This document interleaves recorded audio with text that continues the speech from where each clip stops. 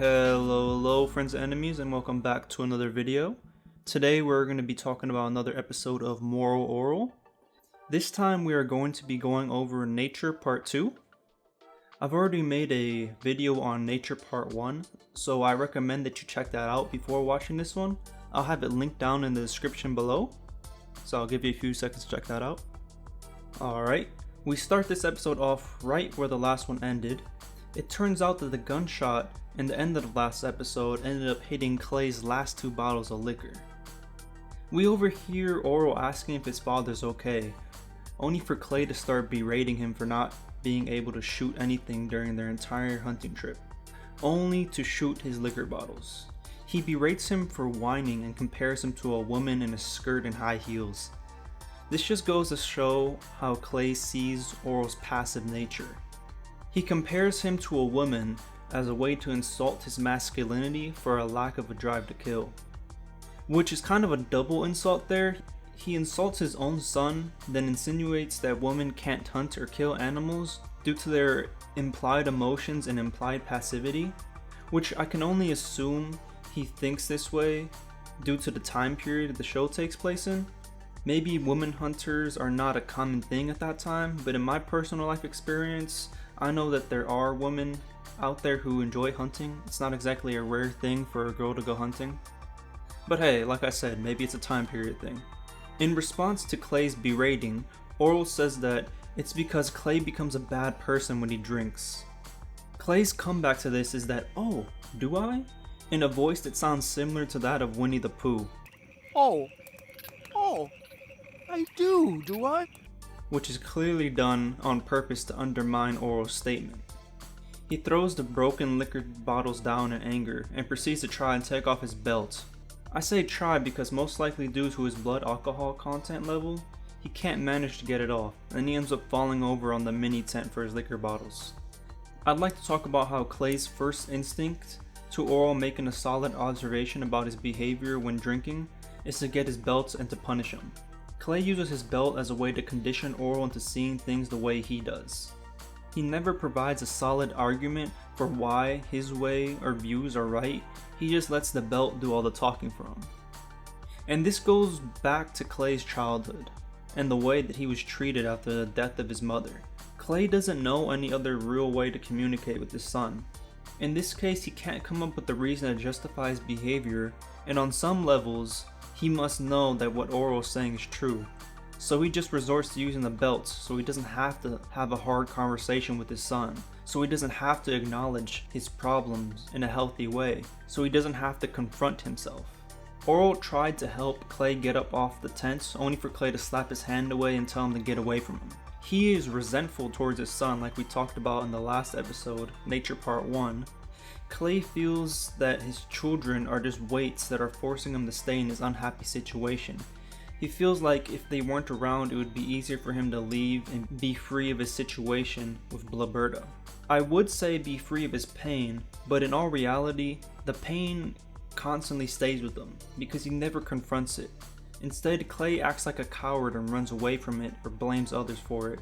I feel like he uses him being married to Blaberta and having kids as an excuse to live his self-loathing lifestyle, so he can blame others for his own shortcomings in life.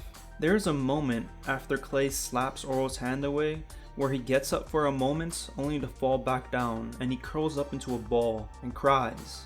He cries a bit before throwing a bit of a tantrum, shaking his legs trying to get the pants off. This just furthers my point about the belt being Clay's only tool with Orel. Without being able to access it, he throws a tantrum. He's out of ways to communicate his frustrations, so he just resorts to the actions that a child would do because they have no other way to communicate. After he runs out of steam, he looks over at Orel, who has been staring at him the entire time, and calmly stands up, puts his pants back on before sitting down on the log, disregarding the events that just took place. He breathes heavily, looking down for a moment before saying, "It's time you became a man," and asks for his rifle.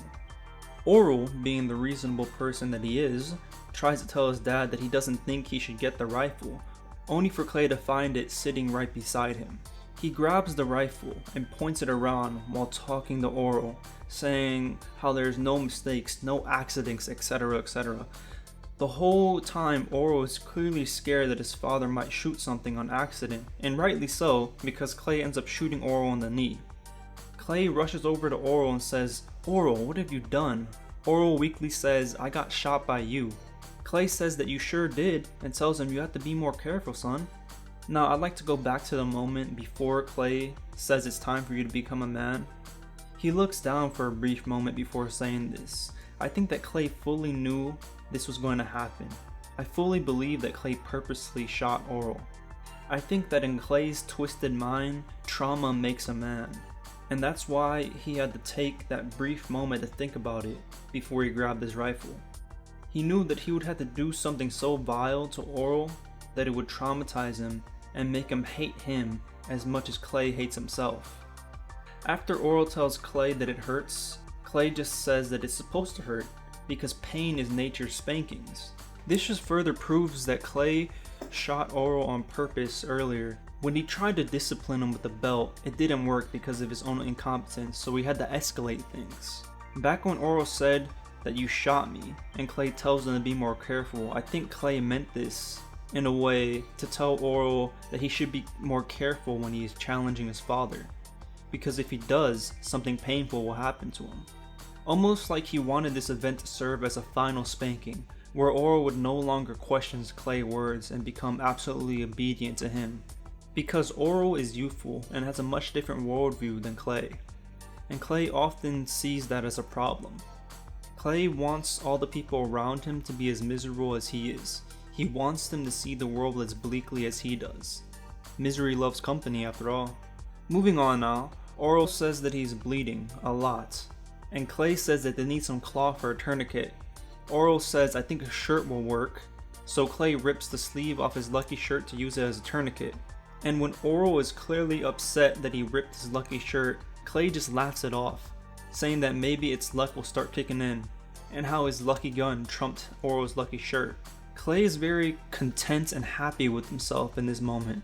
He doesn't seem to care at all that he just shot his son. There's no doubt in my mind that Clay did this on purpose. Orel mentions how he has some disinfectant in his first aid bag, and this is when Clay goes back to being upset because Orel brought something that he specifically told him not to. He angrily looks through the first aid kit. He is so upset by this because once again Clay does not like when Orel doesn't do things the way that he wants him to. Being reminded of how Orel will go against what Clay says sometimes is what makes him angry, only to become happy once again when he finds a bottle of rubbing alcohol. He says, okay, this might sting a little, as he unscrews the cap and looks Orel in the eyes. The position of the bottle and his wording clearly makes it seem like he's about to pour the rubbing alcohol on Orel's knee, only for him to raise the bottle into his mouth and start drinking it while still maintaining eye contact with Orel. Orel is in absolute shock at his father's actions here, just sitting there mouth agape watching him drink the rubbing alcohol. Then Clay turns the bottle upside down to show that it's empty before saying whoops. Orel looks Clay in the eyes and calmly states that he hates him. Clay happily says, hate away sister, hate away, before passing out. I hate you. Hate away, sister. Hate away. I think Clay's entire goal of taking Orel on this hunting trip was to break him. To break Orel's pacifist nature of loving everything. He wanted Orel to become a man on this rite of passage, but his views of what a man is are twisted in and of itself. He wanted Orel to go through the passage of trauma to change his worldview to that of a hateful one just like his father. Clay is so content when Orel says that he hates him because to Clay, it's like he achieved his goal as a father. And when Orel finally does claim that he hates Clay, to Clay, it was like Orel said that he loved him. We have to remember, when Clay was a child after his mother died, the only acknowledgement that he would get from his father is getting slapped. To him, getting hit by his father was like his father saying, I love you, that I see you, that I acknowledge you. Clay purposefully looked Orel in the eyes and said that it was going to sting when he drank the rubbing alcohol because he wanted to push Orel over that edge. And he succeeded in making his son hate him as much as Clay hates himself. As Clay lies there, passed out, a bear walks into the campsite, being attracted by the smell of the cooking dog meat from the previous episode. The bear almost goes in to take a bite of it before Clay says some nonsense as he is dreaming, and the bear gets attracted and walks over towards him. Orel is scared and he grabs a gun, shaking his hands as he points it at the bear standing over Clay. This, I believe, is actually Old Gunny from the beginning of the previous episode, Nature Part 1, and if you remember, I said that that gun was a symbol of fatherly approval, something that Clay never got from his father, and for some brief moments, when it was placed in Orel's hands, Orel wasn't exactly sure how to feel about it, before it got taken away, showing that how it ultimately was something that Orel craved deep down. He ultimately did want some type of fatherly approval and praise from Clay. So it's interesting that Old Gunny was the only gun in arm's reach that Orel could grab at that moment. And Orel says, "Sorry, Mr. Bear, but my dad's a jerk," before shooting the bear until the gun is empty. Clay in his dream tells Orel to shut up before mumbling how he is the son. I think that Clay's dream just gives us more insight into his character and how he never got over how his father would not acknowledge him as his son during most of his childhood. The only acknowledgement he got was in the form of pain. Orel just looks on. Orel has now been fully traumatized. He has killed another living being to save his father, who he doesn't even like. Orel was forced into a position where no matter what he chose, someone would die. Orel had to choose between a hungry bear or his jerk of a father. And he chose Clay. I think this is most likely due to Orel's nature. At the end of the day, Clay is still his family member, and Orel can't just sit by and watch his father get killed in front of him. Orel stays awake for the rest of the night, just staring out at nature, sitting with his thoughts on what he has done. Orel is in a bad state when Clay wakes up the following morning, and Orel tells his father that he is hurt. But Clay does not care and just asks Orel to get the sleeping bag and to put it over his eyes before going back to sleep for another 13 hours. Which Orel reminds him when he wakes back up. Orel says that he wants to go home and reminds Clay that he shot his leg. But Clay just says that he doesn't remember doing that, so it's not his problem, before noticing the bear lying at their campsite. Orel tells him that the bear is dead. Clay is astonished by this and tells Orel, "Make me happy. Make me proud of you, son, and tell me you shot that bear yourself." Orel takes a moment to think about his response. This is an opportunity for Orel to get approval and praise from his father. And just like how he was conflicted before when he first had Old Gunny in his hands, now Orel is conflicted on what he should say, but in the end chooses to reject the notion of getting approval from his father, and he says, "No, Dad, you killed it," angrily. Because that is what happened. Due to his father's actions, he was forced into a position where he had to shoot the bear. Otherwise, Orel would have never killed any living being. This cemented the negative feelings that Orel has towards his father going into the future. Orel no longer wants to be Clay's son, but rather his own man. And this circles back to the reason that Clay took him on this hunting trip to begin with, to become a man. In his own twisted way, Clay did that. Now Orel is at a point where he can be his own man in his life. He is past the point where he does things in hopes of getting approval from his father. Orel is free of that now. Continuing on, Clay says "oh" in response to Orel saying that Clay shot the bear, and Clay has this look in his eyes that makes me think that he knows that that's a lie. But he ignores it and cheerfully says, "Okay, let's get you to Dr. Potter's," saying how he's perfect at keeping his mouth shut and just doing his job. Orel has this broken, defeated look on his face as the scene fades away to the pair arriving back home. Orel is in bed with a cast on his leg. His mom gives him some food, but before she leaves the room, Orel asks her why she married Dad, and in response she says why not. But Orel goes on to say how Clay changes when he drinks, and she says that he doesn't change, and that when he drinks it's just his true nature coming out. She leaves the room and Orel sighs and says "nature" before going on to eat his food. We get another view of Orel from outside the window of his house, and we see the crane has returned to watch over him as the credits roll.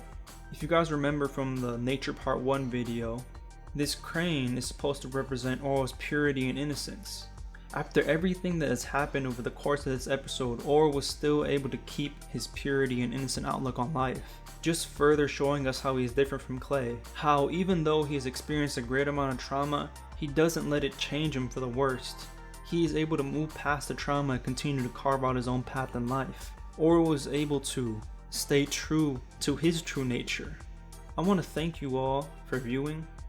We recently have reached 700 subscribers on the channel, and that's crazy to me. I do appreciate all of you for sticking with me, supporting me throughout this journey. Please subscribe if you want to see more content, and like if you enjoyed the video. I want to shout out Kyunghee for making the music I use in these videos. His SoundCloud will be linked below. I also want to thank Nightingale Wednesday Nightmare for supporting me on Patreon. You can also support me as well. My Patreon will be linked down below. I'd also like to promote the Discord server. Feel free to join. That will also be linked below. And one last thank you to you, the viewer, for being there. It means a lot. Life has been hectic, but I will continue to try to improve my content to make more videos going into the future. And just thank you for being there once again. And as always, it's been a pleasure to know y'all, but now I gotta go.